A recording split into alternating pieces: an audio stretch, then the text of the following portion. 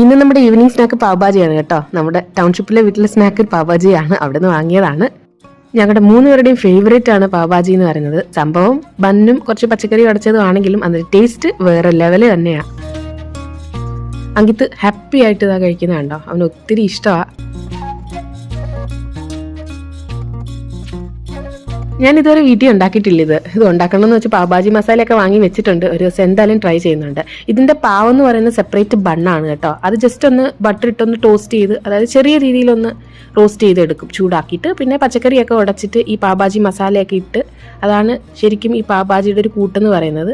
അതിൻ്റെ കൂടെ നമ്മുടെ ഉള്ളിയും ഒരു കഷ്ണം നാരങ്ങയൊക്കെ ചേർത്ത് കഴിക്കുമ്പോൾ വേറെ ടേസ്റ്റാണ്. പിന്നെ ബട്ടറും മുകളിൽ ഇങ്ങനെ ഒഴിച്ചു കൊടുക്കും. അങ്ങനെ സ്നാക്കൊക്കെ കഴിഞ്ഞിട്ട് അടുക്കളയിലോട്ട് വന്നു. സംഭവം എന്ന് വെച്ചാൽ കുറച്ച് പാത്രം കഴുകാൻ കിടപ്പുണ്ട്. പാത്രമൊക്കെ നമ്മൾ ഇട്ടിട്ട് വന്ന് കുറച്ചൊന്ന് ഇരിക്കുവാണെങ്കിൽ നമുക്ക് ശരിക്കും അങ്ങ് ടെൻഷനാണ് അത് കഴുകാതെ, അല്ലേ? മടി പിടിച്ചിരുന്നാലും നമ്മുടെ മനസ്സിൽ അത് കഴുകണമല്ലോ എന്നൊരു ടെൻഷൻ കാരണം എന്തായാലും വന്ന് അങ്ങ് കഴുകിയിടുക. ചില സമയത്ത് പാത്രം കഴുകുന്നത് എനിക്കിഷ്ടം, പക്ഷേ ചില സമയത്ത് പാത്രം കഴുകുന്നത് ഒട്ടും ഇഷ്ടമല്ല. ഇപ്പം എന്തായാലും ഒരു മടിയുള്ളത് കൊണ്ടാണ് ഞാൻ ഇട്ടിരുന്നത്. അപ്പം അതെന്തായാലും ഒന്ന് കഴുകിയിട്ട ഒരു സമാധാനം ആവുമല്ലോ.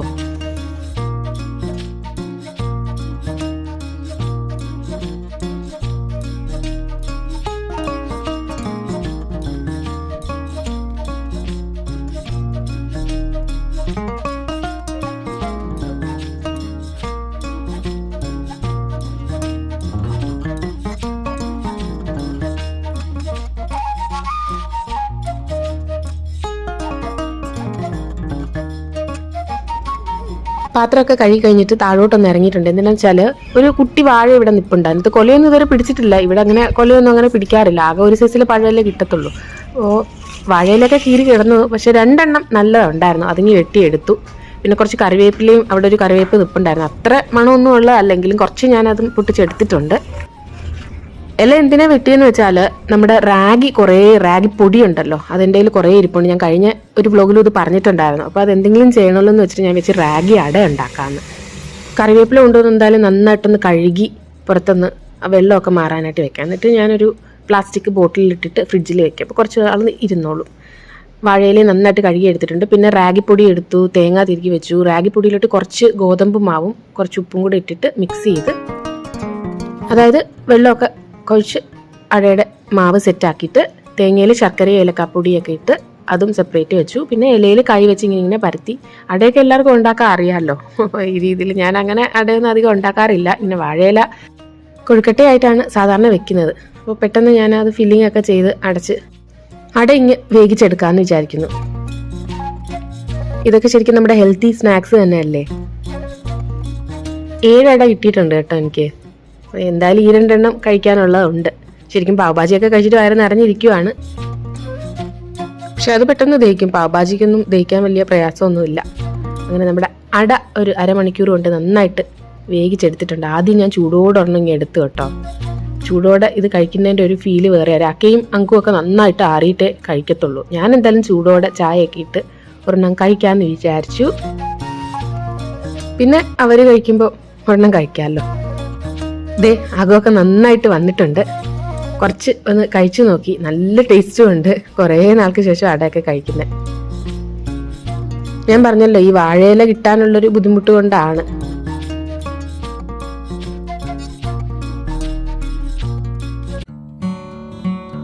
നെക്സ്റ്റ് ഡേ മോർണിംഗ് ആണ് കേട്ടോ. സാറ്റർഡേ രാവിലെയാണ്. അങ്കിത്തിന് ഇപ്പൊ വെക്കേഷൻ ആണല്ലോ. രാഖയ്ക്ക് പിന്നെ ശനിയും ഞായറും അവധിയാണ്. അപ്പോൾ അവർ 2 കിടന്ന് ഉറങ്ങുക. ശരിക്കും രാത്രിയിൽ ഞങ്ങൾ 2 സിനിമയൊക്കെ കണ്ടിട്ടാണ് കിടന്നത്. 2 മണി കഴിഞ്ഞു ഉറങ്ങിയപ്പോൾ. ഫൈറ്റർ എന്ന് പറഞ്ഞൊരു മൂവിയും പിന്നെ ഒരു മലയാളം മൂവി നമ്മുടെ ഓസ്ലർ എന്ന് പറഞ്ഞ മൂവിയും കണ്ടായിരുന്നു. അപ്പോൾ അതൊക്കെ കഴിഞ്ഞ് 2 മണി കഴിഞ്ഞ് ഉറങ്ങിയപ്പോൾ. അതാണ് ഒത്തിരി ലേറ്റ് ആയത്. നന്നായി നേരം വെളുത്തിട്ടുണ്ട്, വെയിൽ നന്നായിട്ട് വന്നിട്ടുണ്ട്. അപ്പോൾ ഞാൻ വന്ന് നോക്കിയപ്പോൾ കണ്ട കാഴ്ച, നമ്മുടെ തൊട്ടപ്പുറത്തെ വീട്ടിൽ ആളുകളുടെ സാധനം ഇറക്കിക്കൊണ്ടിരിക്കുക. അതായത് നമ്മുടെ നെയ്ബേഴ്സ് വന്ന് കേട്ടോ, അവരുടെ സാധനം ചെയ്യണ്ടേ ഇറക്കിക്കൊണ്ടിരിക്കുവാണ്. കുറേ നാളായിട്ട് അത് ഒഴിഞ്ഞു കിടക്കുമല്ലായിരുന്നോ. ഇത് ഹരിയാൻവീസ് തന്നെ, അതായത് ഹരിയാനക്കാർ തന്നെയാണ് അവിടെ താമസിക്കാൻ വരുന്നത്. ഫാമിലിയാണ്. അപ്പോൾ എന്തായാലും നമുക്ക് നെയ്ബേഴ്സും വന്നു. പിന്നെന്താണ്, പിന്നെ പതിപോലെ നേരെ നമ്മൾ ഉറങ്ങി എഴുന്നേറ്റ് ഫ്രഷ് ആയിട്ട് എങ്ങോട്ടാ പോകുന്ന, അടുക്കളയിലോട്ടല്ലേ. അതുപോലെ അടുക്കളയിലോട്ട് വന്നു. പാലൊക്കെ കാച്ചാൻ വെച്ചു.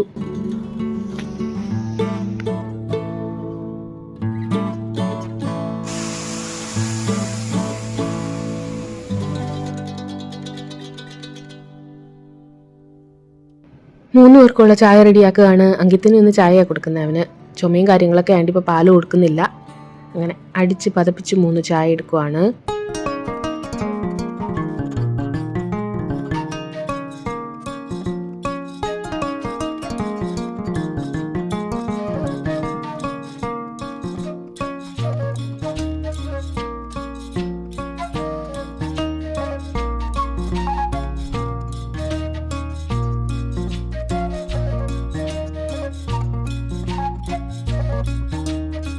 ക്യാമറ മുഴുവൻ ആവിയായി.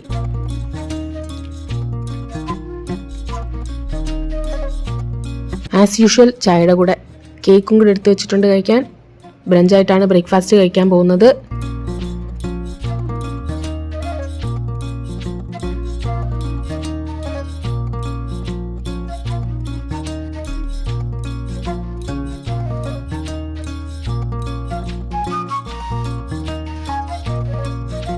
കുറച്ച് പ്ലാസ്റ്റിക് പാത്രങ്ങൾ കഴുകി വെച്ചിട്ടുണ്ടായിരുന്നു. നമ്മുടെ നാട്ടിലെ നെയ് വാങ്ങിച്ച പാത്രമാണ്. അതെന്തായാലും നന്നായിട്ട് കഴുകി ഒന്ന് വെയിലത്തോട്ട് വെച്ചിട്ടുണ്ട് ഫ്രണ്ടിൽ. നമ്മുടെ നെയ്ബർഹുഡ് തുറന്ന് കിടക്കുകയാണ്. ഇനിയിപ്പോൾ അവിടെ ആളും അനക്കൊക്കെ ആവുമല്ലോ. നമ്മുടെ നാട്ടിലെ മിൽമയുടെ RKGയുടെ ഒക്കെ പാത്രങ്ങളാണ്. അത് കളയാൻ തോന്നിയില്ല. നന്നായിട്ട് കഴുകി ഉണക്കി വെക്കുക.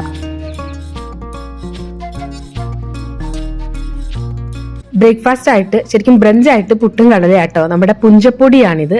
നാട്ടിൽ നിന്ന് വാങ്ങിച്ചുകൊണ്ട് വന്ന നമ്മുടെ കുട്ടനാടൻ പുഞ്ചപ്പൊടി. പുഞ്ചപ്പുട്ടുപൊടി, ചുമന്ന കളറിലിരിക്കും പുട്ട്. അത് ഞാൻ കുറച്ച് എടുത്തിട്ടുണ്ട്. ഉപ്പൊക്കെ ഇട്ട് തേങ്ങയൊക്കെ ചേർത്തിട്ട് ഒന്ന് നമുക്ക് നനച്ച് വയ്ക്കാം. അതിനുശേഷം പിന്നെ പെട്ടെന്ന് പുട്ടങ്ങ് ചുട്ടെടുക്കാം. വെള്ളക്കടലയാണ് ഞാനത് കുതിർത്തി ഇട്ടിട്ടുണ്ടായിരുന്നു.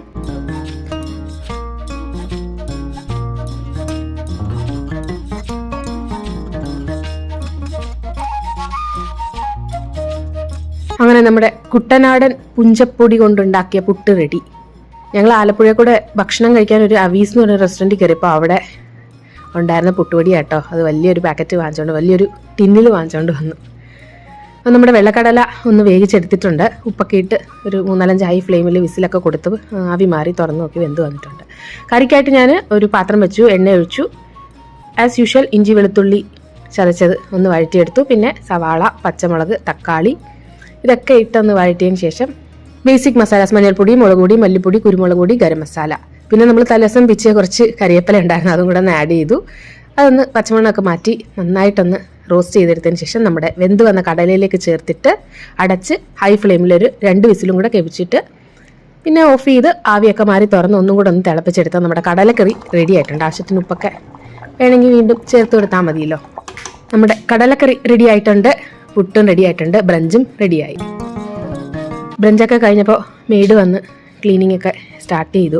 അപ്പോൾ ഇന്ന് വൈപ്പർ വെച്ചാണ് തുടയ്ക്കുന്നത്. മാസത്തിൽ 2 പ്രാവശ്യം വൈപ്പർ ഇട്ട് തുടയ്ക്കും. കാരണം കട്ടിലിൻ്റെ അടിയിലൊക്കെ ശരിക്കും നന്നായിട്ട് ക്ലീൻ ആവണമെങ്കിൽ വൈപ്പർ ഇട്ട് തുടച്ചാലും മാറും. അല്ലെങ്കിൽ പിന്നെ നമുക്ക് എപ്പോഴും താഴെ അങ്ങനെ അടിയിലോട്ട് പോയി തുടയ്ക്കാൻ പറ്റത്തില്ലല്ലോ. അപ്പോൾ വൈപ്പർ ഇട്ടാണ് ഇന്ന് പുള്ളിക്കാരി ക്ലീൻ ചെയ്യുന്നത്. മാസത്തിൽ 1-2 തവണ ഡീപ്പ് ക്ലീനിങ് ചെയ്തു തരും കേട്ടോ. അങ്കിത്ത് അങ്ങനെ ഭക്ഷണമൊക്കെ കഴിഞ്ഞ് അവൻ്റെ കലാപരിപാടികളായ ചില കാര്യങ്ങളുണ്ടല്ലോ അതിലേക്കിട്ട് പോയിട്ടുണ്ട്.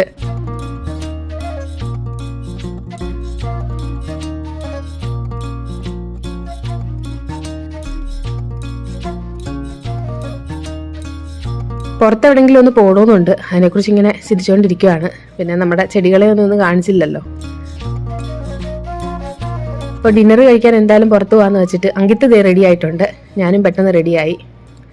അങ്ങനെ എന്തായാലും പുറത്തോട്ട് പോവാണ്. കൂടെ ഞങ്ങൾ 2 പെട്ടിയും കൂടെ പാക്ക് ചെയ്ത് വെച്ചിട്ടുണ്ട്. 2-3 ദിവസം ഇനി അവധിയാണ്, ഹോളിഡേ ഒക്കെ. അതായത് ഞായറും തിങ്കളും പിന്നെ ഒരു ദിവസം ലീവും കൂടെ ആക്കി എടുത്തിട്ടുണ്ട്.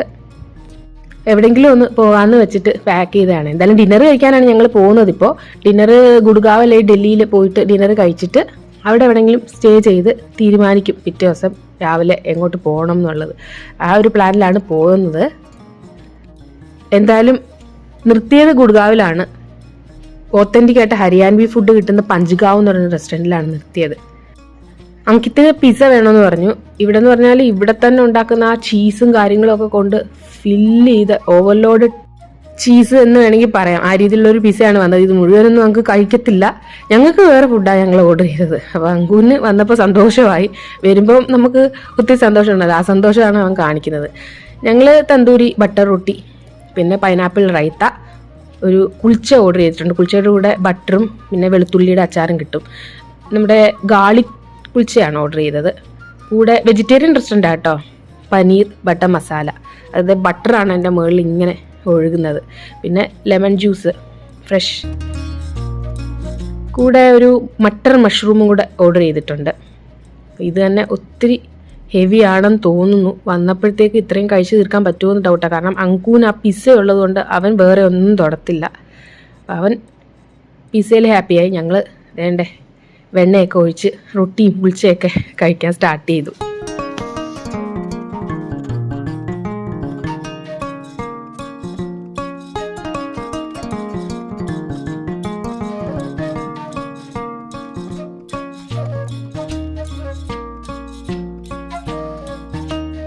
പിന്നെ ആസ് യൂഷ്വൽ ഇവിടെ വിനിഗറിലിട്ട ഉള്ളിയും ചട്നി, പുതിന, തൈരൊക്കെ ചേർത്തുള്ള ചട്നി. ഭക്ഷണമൊക്കെ കഴിഞ്ഞ് ഇതേണ്ടേ വയറ് നിറഞ്ഞ് ഇറങ്ങിയിട്ടുണ്ട്. ഇനി അടുത്ത് തന്നെയുള്ളൊരു ഹോട്ടലിൽ ബുക്ക് ചെയ്തിട്ടുണ്ട്. റാഡിസൺ ബ്ലൂ എന്ന് പറയുന്ന ഒരു ഗ്രൂപ്പ് ഉണ്ടല്ലോ, അതിൻ്റെ ഒരു പാർക്കിംഗ് എന്ന് പറഞ്ഞ്. നമ്മൾ ഈ പഞ്ച്ഗാവിൻ്റെ അടുത്ത് തന്നെയാണ് ഹോട്ടൽ ഉള്ളത്. അപ്പോൾ അവിടെ ഇന്ന് സ്റ്റേ ചെയ്തിട്ട് രാവിലെ അവിടെ നിന്ന് വേറെ എവിടെയെങ്കിലും തീരുമാനിച്ച് ഇറങ്ങാമെന്ന് വെച്ച് ഇറങ്ങി. അവിടെ ഒരു ഒട്ടകത്തിനെ കെട്ടിയിട്ടുണ്ടായിരുന്നു കേട്ടോ. നമുക്ക് വേണമെങ്കിൽ ഇതിൻ്റെ പുറത്ത് സവാരി ചെയ്യാം, പക്ഷെ എനിക്ക് പേടിയാ. അടുത്ത് ചെന്നിട്ടൊന്ന് വീഡിയോ എടുത്തു. അങ്കിത്തിനും ചെറിയ പേടിയൊക്കെ ഇട്ട് അവരിങ്ങനെ ചുറ്റി നടക്കുന്ന കണ്ടു. ഇവിടെ എവിടെ ചെന്നാലും ഇങ്ങനെ ക്യാമൽ റൈഡ് കാണാൻ പറ്റും.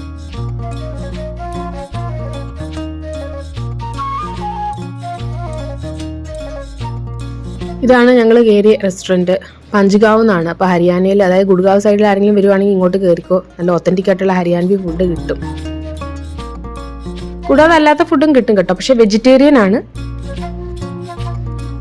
വേണ്ട ഇതായിരുന്നു ആ ഒരു പഞ്ച്ഗാവ് എന്ന് പറയുന്ന ആ ഒരു സംഭവത്തിൻ്റെ. അത് ഹോട്ടൽ മാത്രമല്ല കേട്ടോ, അവിടെ സ്റ്റേയും കാര്യങ്ങളും എന്തൊക്കെയോ ഒരുപാട് സംഭവങ്ങളുള്ളതാണ്. ഇതൊക്കെ അവരുടെ ഏരിയയിൽ പെടുന്നതാണ്. ഞാൻ കയറുന്നതിന് മുന്നേ എടുത്ത കുറച്ച് വിഷ്വൽസ് ആണ്. അപ്പോൾ ഹോളി ആണല്ലോ, എല്ലാവർക്കും ഹാപ്പി ഹോളി കേട്ടോ. അപ്പോൾ ഈ 2-3 ദിവസത്തെ വെക്കേഷൻ, അങ്കൂനും വെക്കേഷൻ ആണല്ലോ ഇപ്പോൾ, ആഘോഷിക്കാൻ വേണ്ടിയാണ് പെട്ടിയൊക്കെ പാക്ക് ചെയ്ത് ഇറങ്ങിയത്. ഇനിയിപ്പോൾ ഇന്ന് ഹോട്ടലിൽ പോയി റെസ്റ്റ് ചെയ്യും. ബുക്ക് ചെയ്തിട്ടുണ്ട് റൂം.